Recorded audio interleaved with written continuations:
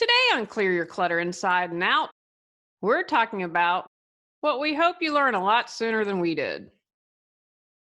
Do you really acknowledge and understand what you're capable of doing? Are you guilty of putting your life on hold?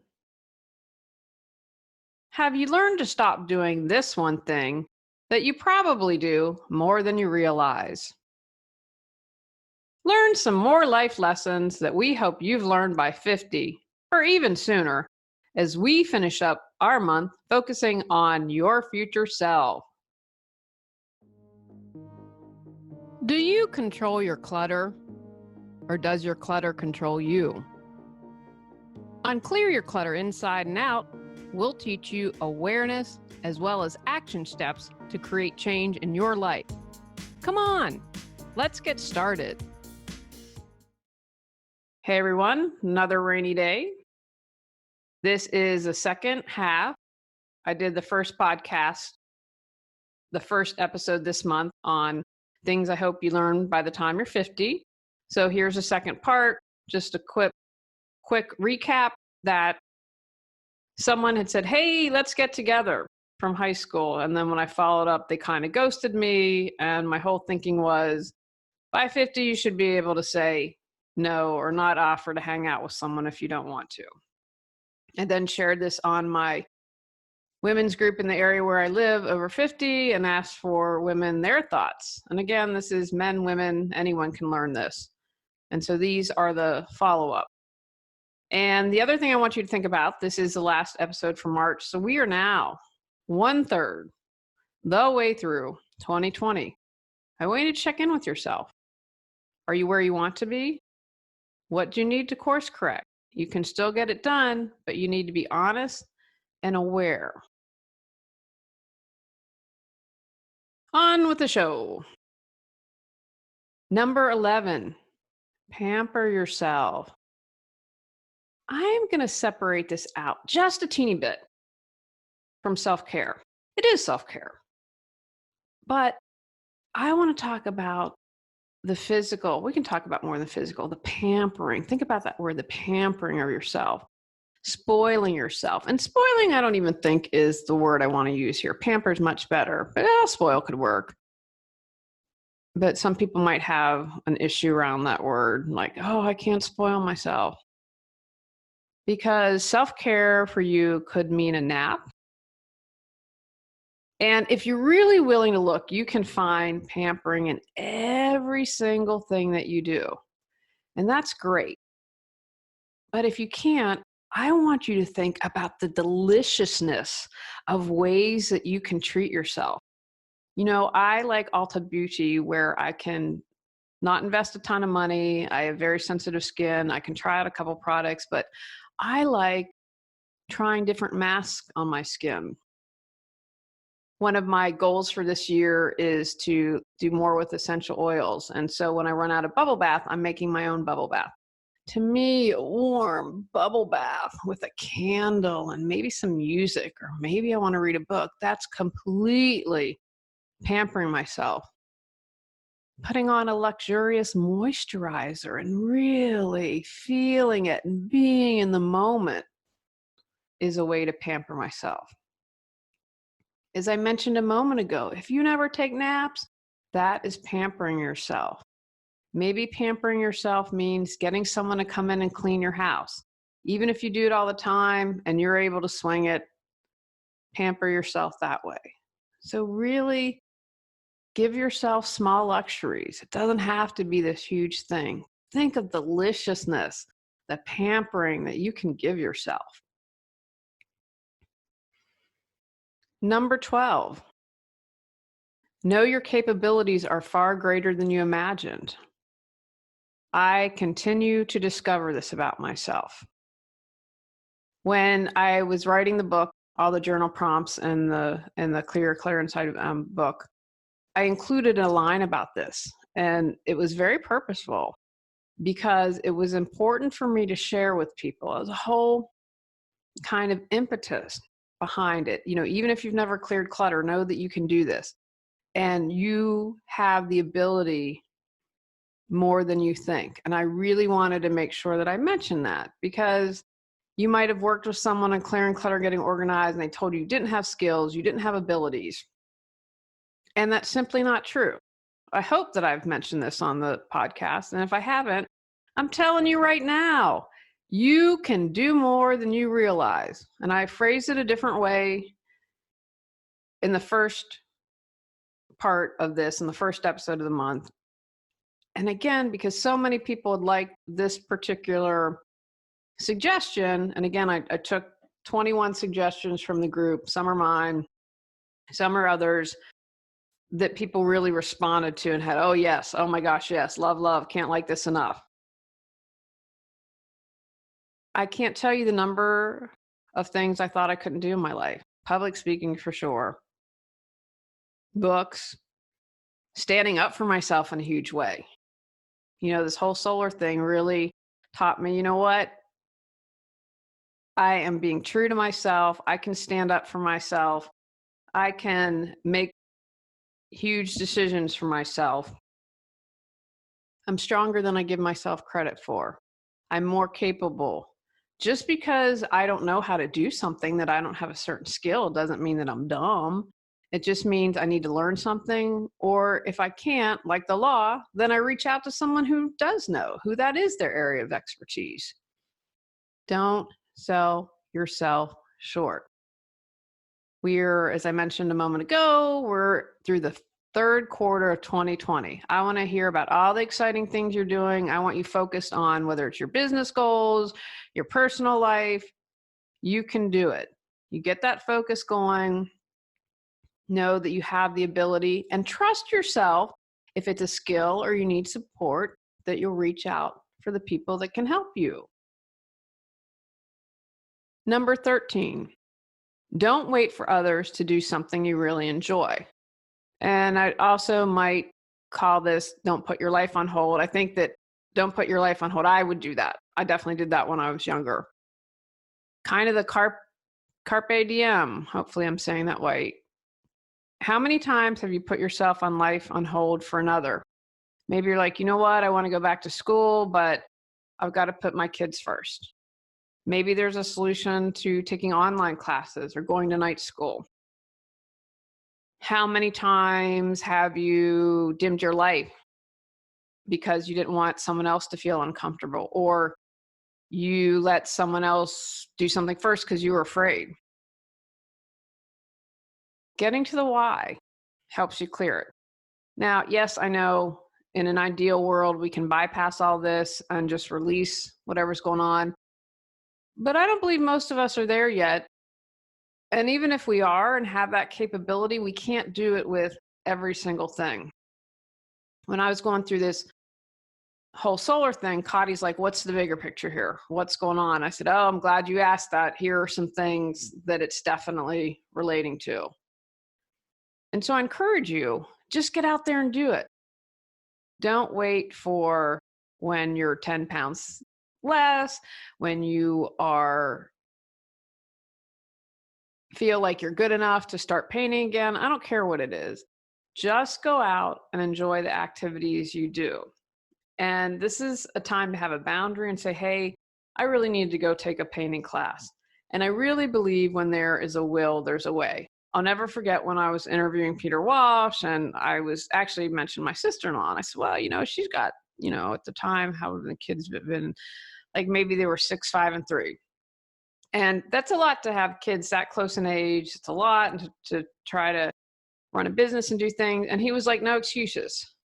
And I thought, wow, he's right. I have to agree with him on that. I think I kind of get like, well, I understand where people are coming from. And I'm always saying you have a choice. You always have a choice. So go do the activities that you desire to do. Don't let anyone hold you back. Number 14, live alone for a while. I really like this one. I would say I agree with it and was happy to see that someone posted it. I lived by myself for a really long time. I did the roommate thing. I learned, dang, I have paid my dues on that one. But it really taught me a lot. I was more capable than I realized, like fixing some things. I'm still not very handy, don't get me wrong, but that if there was a problem, a lot of times I could figure out a solution. And why I, had really probably spent or wasted a little bit too much time really wanting to meet someone, there were times I was able to appreciate being alone. I was talking to my friend Vince, and he said, if I'm a bachelor the rest of my life, I can totally hang with that. I'm good with that. And that is a fantastic space for him or really anyone to be in. But when I looked at the good things, I could make my own rules. If I didn't want to wear makeup, I didn't have to. I could live my life on my terms. I spent time getting to know myself. I found for me, personal growth is always going on, hopefully, but that there are big waves and spurts. Like I did the Clear Sight School, which was a 13-month commitment. And then not too long after that, I ended up moving here. I did, that women's group and thing and worked really intensely for 4 years or whatever it was. And I'm kind of on the lull and getting back in the upswing. But all the work I did, I was able to do when I lived alone. I've got it now. If I'm committing to something, I have to ask, well, does it take me away from my family? How does it affect my marriage? And so when you live by yourself, you have a lot more freedom. Some people are afraid to be alone. Raising hand used to be that. And that can be for different reasons. Maybe because they don't know if they like themselves. And this is a lot more common than you think. They might be afraid of what they discover, and they can't be without aloneness. I know for me, the staying busy was an attempt to keep some stuff buried. And when I did Clear Sight, that was all the work that I did there really allowed the possibilities to open up and for me to have discovery. But the best way I can put this is it was able to ease me into things, and so my brain wouldn't explode. I think if I had discovered some things in a different order, it might have made me insane. I'm not exaggerating. I might have just had a meltdown. I might have a nervous breakdown, and I'm being very truthful when I say that. So spend time with yourself. And if I've known women, this is, again, not an exaggeration. I went to an all-women's college, and there were a couple women I was friends with. And one, if she broke up with Joe on Monday, she was dating Jim on Tuesday. And that's the only time I've ever seen that. And again, it is what it is, but that's such a different experience than what I have. But there was no alone time. And you can be married right now in a relationship, living with someone. And if you can't live alone, then carve out that alone time. Don't do everything with your husband or your spouse or your partner. Make sure that you are getting time to honor yourself.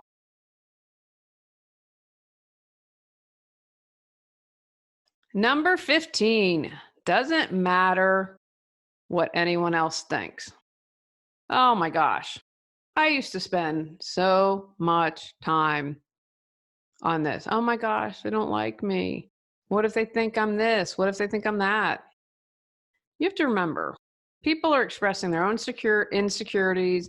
They are expressing their own issues. They might be trying to manipulate you. There's a whole bunch of stuff going on.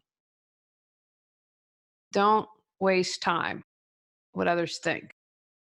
And I have to tell you, I love some of these kids, young people that I see these articles on, and like Greta Thunberg, who won Time Person of the Year, the young climate activist who talk about walking your walk. Wow. And, she's talked about how she has Asperger's and she's like, I look at the world differently, and that's a gift, and that's how I'm able to see things. And I truly believe that. I believe that especially people that have autism, we haven't unlocked or understand all their gifts yet. And so, I can't imagine. I get pot shots at me doing this podcast and YouTube video. And it's out there, but I'm not out there in a way that Greta is. And all these old men all the horrible things that they said, I was just disgusted by that. And you know what? She doesn't care. She just lets it roll off her back. You can tell she is on a mission. She is an eco warrior and she is here to get stuff done. And she's going to do that. She, at a young age, has already figured out, whatever, world leaders, say what you want about me. She doesn't care what anyone else thinks. And again, I don't know her. And I would think even if you're human, some things still kind of hurt, but I think she's in a really great space at such a young age. So I'm going to encourage you. Remember, when people are sharing their stuff, it's about them. Bring the focus back to you. That really hurt me. Oh, maybe that's an opportunity for me to feel. One of the things I think that's really freeing about turning 50 is you just don't care as much. You just really don't. Like when I was going on with this whole solar thing, I'm like, because Tony and I talked about it. He's like, we're going to anger people. And I said, I don't care. I do not care. I said, we've been here how long and haven't met any of these people except for me. They can hate me. We have to stand up for what's right and for ourselves. So let that stuff go. Don't worry about others.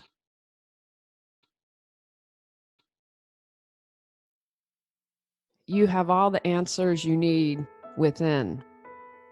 Got Clutter, 365 journal prompts books, supports you in figuring out how to clear your clutter. Get control of your clutter so your clutter doesn't control you. Reclaim time, money, sanity, and resources. Choose from physical, mental, emotional, spiritual, holidays, or compilation volumes 1, 2, and 3. Free MP3 meditation with purchase. Learn more at reawakenyourbrilliance.com or purchase on Amazon. Number 16, stop expecting you from people. I love this. I had to read this one a couple times. I was like, stop.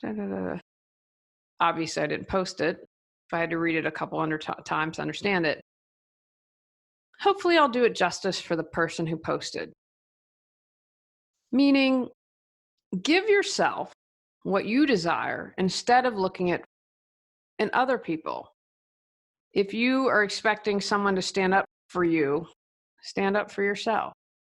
If you are expecting someone else to love you, love yourself.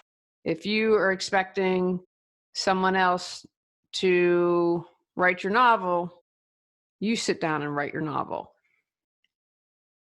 You focus on you, you do what you need to do from you, and give the gift of not burdening someone else, trying to get that from someone else. Give that to yourself. If you want courage, do something that scares you. Again, that's kind of tying in with the earlier lesson of you're a lot stronger than you think, you're a lot stronger than you know, you're more capable than you realize. You really are.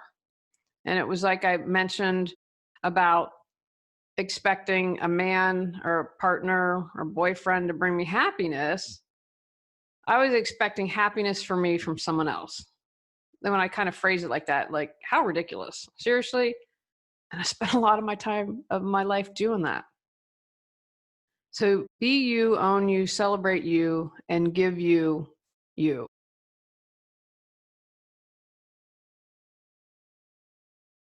Number 17, stop apologizing for everything. And I wanted to share this. It's the only time that I took a direct quote because I thought it was so powerful. And I thought, wow, I haven't heard this. So the person who wrote that shared, I hear women apologize for knocking into inanimate objects and to people who bump into them. Raising hand, used to do this. You do not have to say you are sorry for how you feel. Your feelings are valid. Why are you apologizing for them? The same thing goes for your thoughts and opinions. I love that. Gosh, is that true? And of course they added, if you've wronged someone, you need to truly apologize it. But I believe, especially for women, we are on apology automatic. automatic auto drive. It's so ingrained in us that we do it. I want you to check out someone that you really admire, that you think's awesome or courageous or whatever word you would use, and watch them. How often do they apologize? Or just sit and observe. See if there's someone at work and they bump into something and they apologize. And I think with some people who come from a place of, I don't know if it's privilege is probably the best word, who just kind of feel that they've been allowed to roll through life and are going to continue to do so, kind of expect that from us, right? I'm going to get what's mine, and I don't care if I roll over anyone and just get out of my way. And so when you stop apologizing, that kind of makes them, whoa.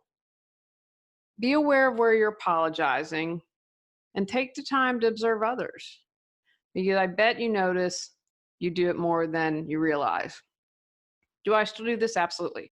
But I'm much more aware and I do it less. And again, if I have wronged someone, I apologize for it. Like I know that there are some people in my neighborhood expecting an apology. It's not going to happen. I'm not going to apologize for telling the truth, and I'm not going to apologize for standing up for myself. And people are angry at me. And what I've learned with this too,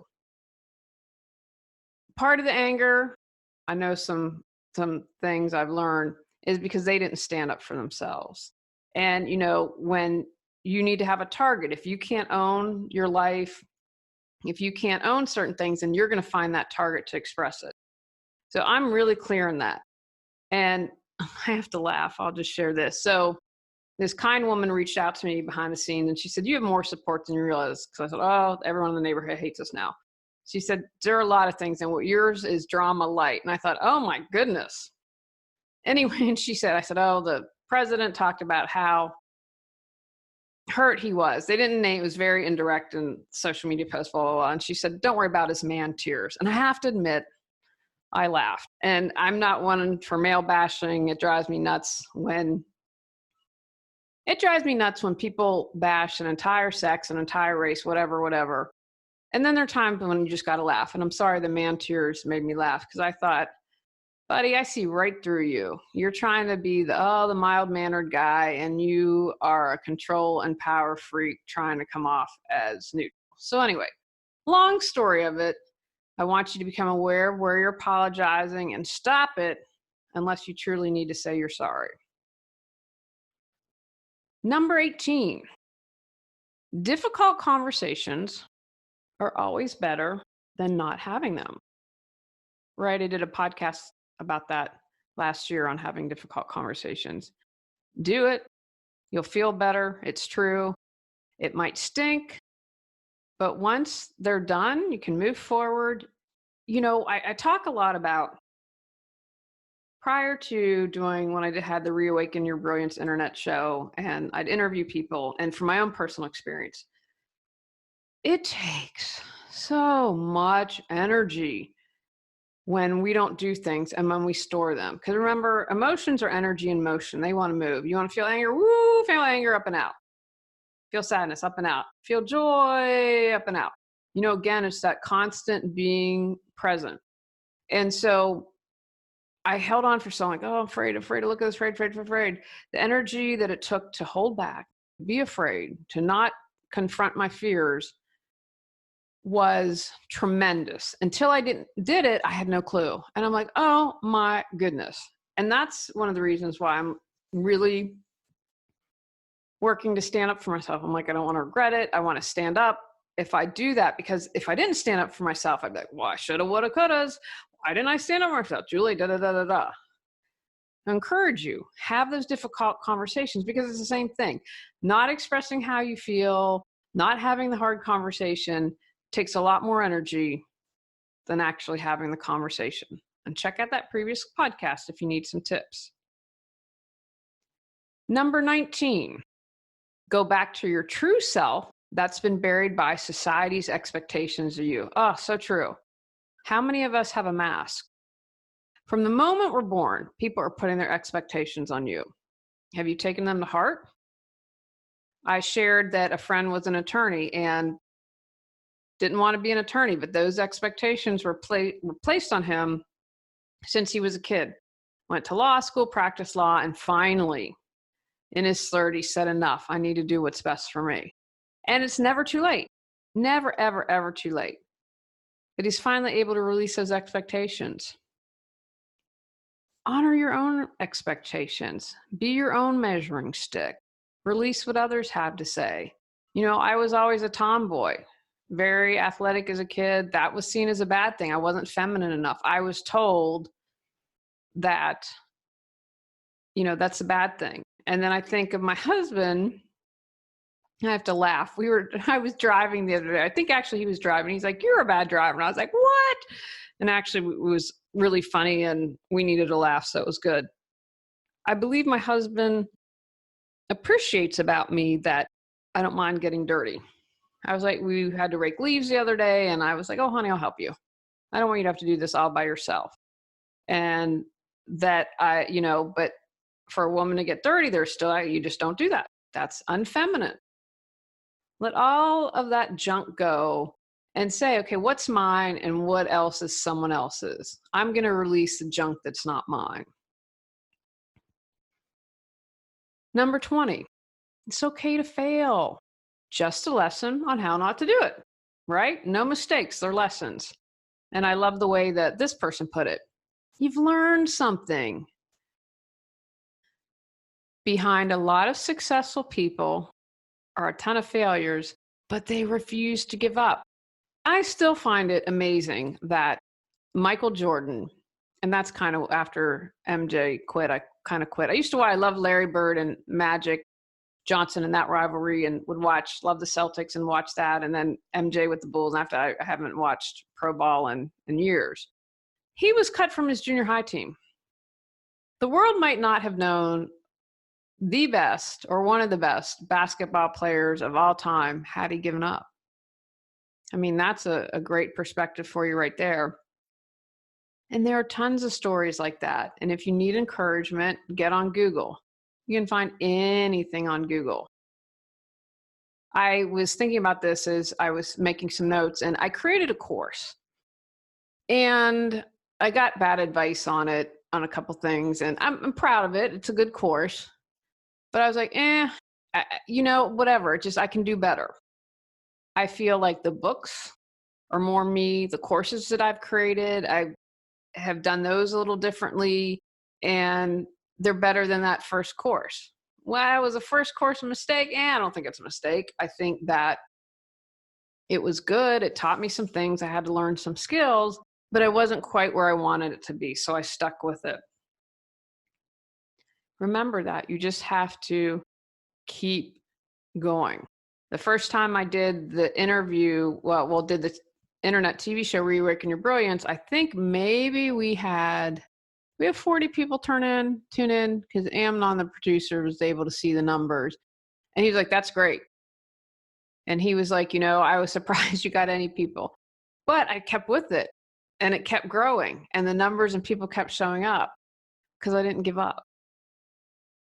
I could have walked away after that first episode and been like, I stink at this. Didn't see that way. Just encouraged me to work harder.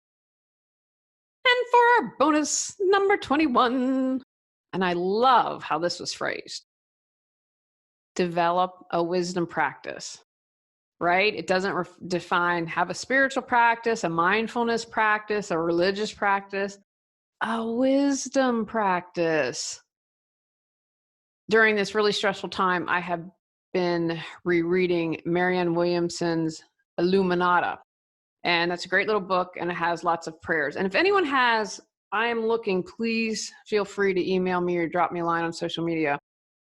I really like that. And I really like how in Illuminata she does prayer. And so I'm looking for another one, someone that, like for instance, she didn't have a prayer on fear. She had a prayer for anger, for forgiveness, and lots of good stuff. Lots and lots of good stuff. But I'd like to find another one, because I really realized that I like this. I like this kind of focused prayer. And I just found it, when I was incredibly stressed out, it was the one thing I could do that kind of helped me focus, that kind of got me in the spiritual thing. I was falling off the spiritual wagon and was so stressed out. And I thought, okay, What can we do to bring yourself back? So that really helped me. But if I develop a wisdom practice, okay, people being unfair to me is not about me, it's about them. People getting angry at me for telling the truth is not about me.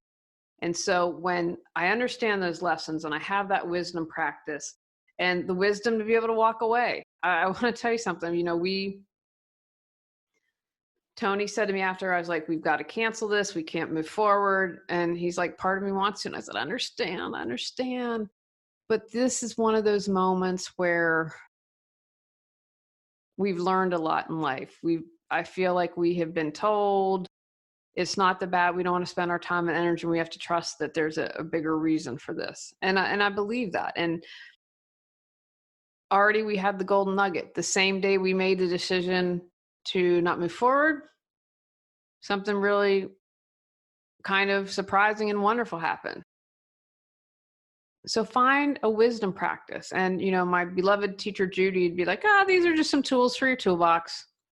What else can you learn? Take what you desire to learn. I am doing an online herbal course as another tool in my toolbox. I want to learn more about this. There's this great course and I signed up for it. I'm very excited. And it just, again, can help with clients. Like Judy's been able to recommend teas and certain things. I want to learn how to make tinctures for my family. That's part of the wisdom. So be open, be aware, draw from multiple things. The Marianne Williamson book, I have spiritual friends who'd be really turned off that she says God. I'm like, it is what it is. That's the way she uses to express it. I get what she's saying. And I want a really good prayer about anger. So take the time to develop a wisdom practice. Take actions from today's podcast. Pamper yourself. Know you can do anything. Seize the moment. Live alone or spend time alone. Release others' opinions. Expect nothing. Stop apologizing. Have the difficult conversation. Own your authentic self. Accept failures as lessons. Create a wisdom practice. Next month, we're talking about being green and eco-friendly. Go out, clear your clutter to create the life you choose, deserve, and desire. When you clear your clutter, you can share your gifts with the world. Sign up for our free newsletter at reawakenyourbrilliance.com. If you've enjoyed Clear Your Clutter Inside and Out, please rate, review, and share us.